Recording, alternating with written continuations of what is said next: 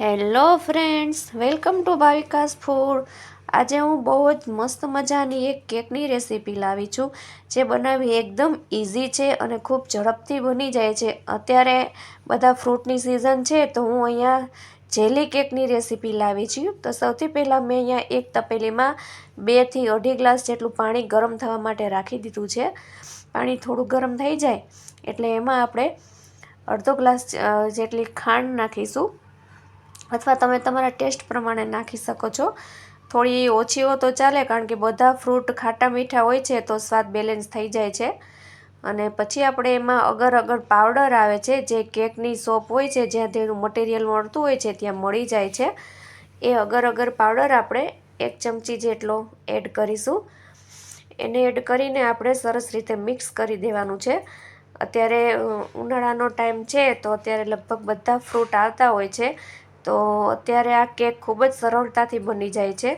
તો આ તમે ઘરે બનાવીને બાળકો માટે બનાવીને રાખી શકો છો, તો બાળકો કંઈ બહારનું ખાય નહીં અને બધા ફ્રૂટ પણ હેલ્ધી હોય છે. તો આ તમે અચૂકથી ઘરે બનાવજો.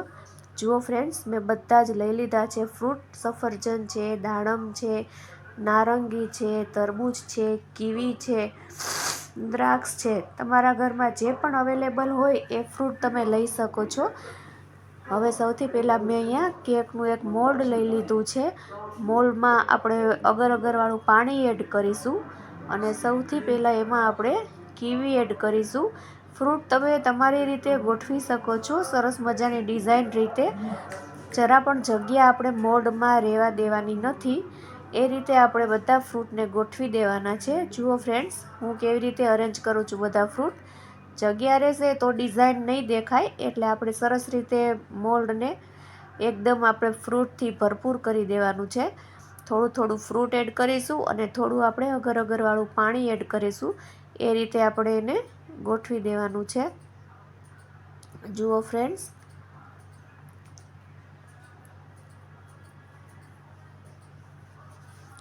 આ કેક ખૂબ જ ઝડપથી બની જાય છે, અને ઘરમાં જે પણ ફ્રૂટ હોય એમાંથી તમે બનાવી શકો છો. એવું જરૂરી નથી કે તમારે બધા ફ્રૂટ એડ કરવા.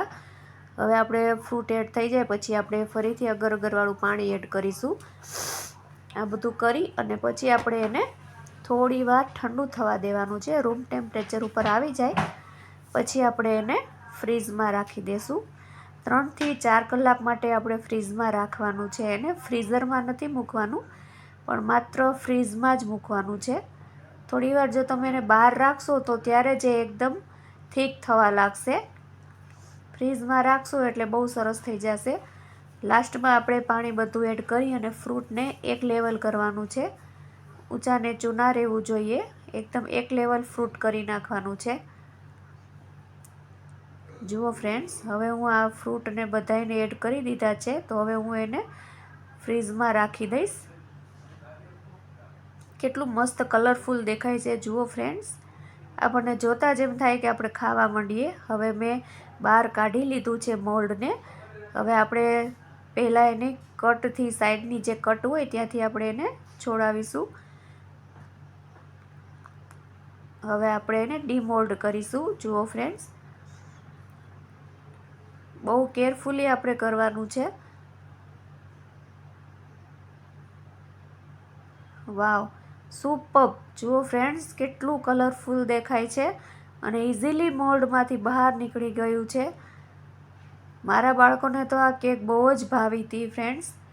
તમે પણ ઘરે બનાવજો અને મને કોમેન્ટ બોક્સમાં જરૂરથી જણાવજો કે તમને આજની મારી રેસીપી કેવી લાગી અને આ જેલી કેક કેવી લાગી. ક્રીમવાળી કેક જો ખાય એના કરતાં આ હેલ્ધી કેક ખાય તો એ વધારે ઇઝી રહે અને હેલ્ધી પણ છે બાળકો માટે.